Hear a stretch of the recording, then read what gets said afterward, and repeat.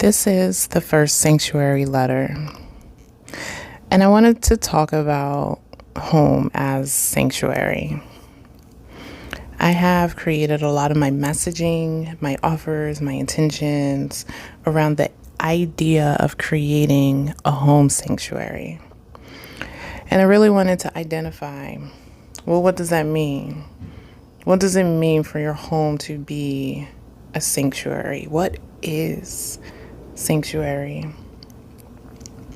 The textbook definition, according to Merriam-Webster, of sanctuary is a place of refuge and protection, a nature reserve, a holy place such as a church or a temple for worship. And what I find to be so insightful about the trinity of these definitions is that it speaks to the mind, the body, and the spirit. You see, the mind wants to seek refuge.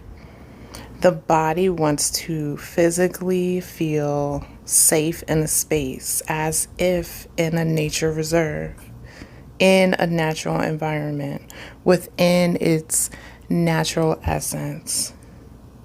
And spirit, it wants to feel housed. That connection to the holy place, the temple, the church, the altar, the tabernacle. And I feel that within my practice, what I specifically aim to do is to bring in that connection between mind, body, and spirit, all within your space. So let's unpack that. The mind needs to seek refuge and to feel safe. In our modern day society, the mind often goes into a state of fight or flight with raised cortisol levels in situations where we're not actually at risk. Our safety is not truly at risk here. We encounter situations in our relationships, in our daily lives, and these daily stressors that we have from the moment that we walk outside of our doors. From driving in traffic and having to battle all that. We might have a brush-in with road rage, with someone who made a stupid maneuver on the road, and we feel so much about that. To eating processed foods that don't create peace and instead create dis-ease within our bodies. Caffeine that overstimulates us. And then we get to work, we have to deal with our bosses and our clients, and later our children, our partners, our families, kids make messes, our pets chew on our belongings. Every single one of these situations creates cortisol. And our body thinks we're going into fight or flight.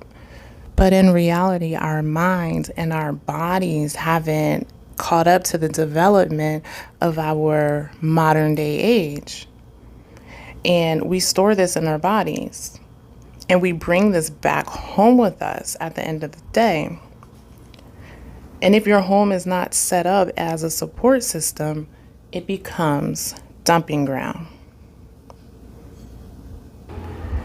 If your home is not set up to support your nervous system, you bring all of that back with you. You bring home the road rage, you bring home the overstimulation, you bring home the frustration, you bring home the pressure, you bring all of that back to your home. And your home becomes a house of mirrors. It reflects all of that back to you. It shows up in clutter. It becomes cramped spaces. It becomes boring, dull, low vibe spaces. It doesn't give you refuge from it. It doesn't protect you from it. It doesn't allow you to soften. It reflects back chaos energy. So what happens when your home fails to catch what your body is holding on to? When your home isn't set up to be that natural reserve, the sanctuary to capture all the overstimulation, the residual that has built up over the day viscerally in your body, and you have nowhere else to place it. You have nowhere to store it. You have nowhere to release it. What happens when you begin to dump the load? You begin to allow the clutter to accumulate. You begin to overlook the little minor improvements that need to be made. You begin to associate yourself from the blank walls and the sterile walls that don't feel soothing or nurturing at all. And you begin to self-soothe in a negative way. If you think of it, what do animals do when they finally reach a point of safety after an imminent danger or a moment of attack? They shake it all out and they release it and they let it go. That's what they finally do when they reach their sanctuary. But is your home set up like a sanctuary so you can shake it all out? Can you release out all those stressors that you have accumulated over the day in a way that allows you to filter and alchemize your stress so that it doesn't become a part of you? Or is it holding on? Is it reflecting that stress right back to you, right back at you, continuing the vicious cycle of stress and aggravation? So tomorrow, you do the exact same thing, and you wake up and you have the stimulating coffee and you eat a non-nourishing meal and you set out in traffic and it's chaotic and it's stressful and it makes you angry. All it is, even before you even step place into your workspace. All before you even have a chance to sometimes have your first interaction with a human being. And what does that all become? Well, let's pull back that last layer. Your home as your holy place. What if your home was the temple? What if you were the altar? What if your peace was your sanctuary?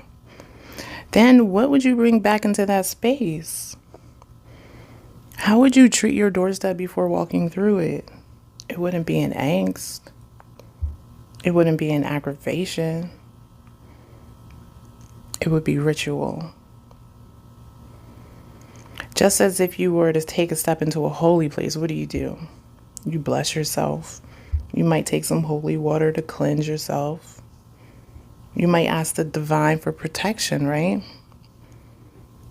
If you walk into your own space with the mindset of devotion and honor and integrity and clarity, your whole body shifts once you cross that threshold.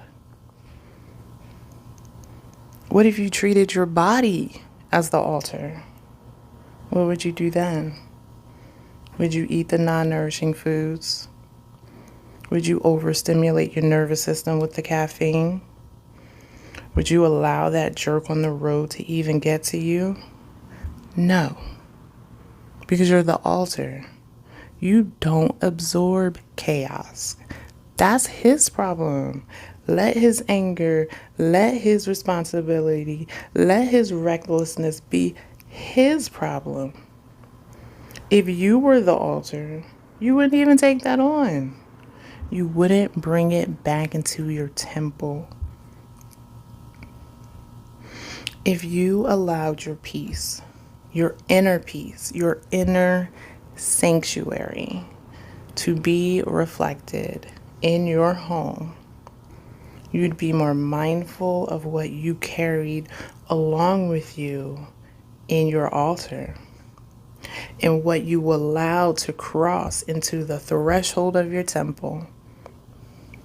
You'd shift into devotion, into presence. And you'd also tend to your body like it mattered. You'd be mindful of what you bring in. You'd say, that chaos, that's not mine. I'm not taking that inside with me. You'd remember, you are the altar. Your peace is the sanctuary, and your home is the temple that holds it all. I'm Danny Sinclair, and the Sanctuary Letters is a series of a journey to embody your peace through your space. Gratitude.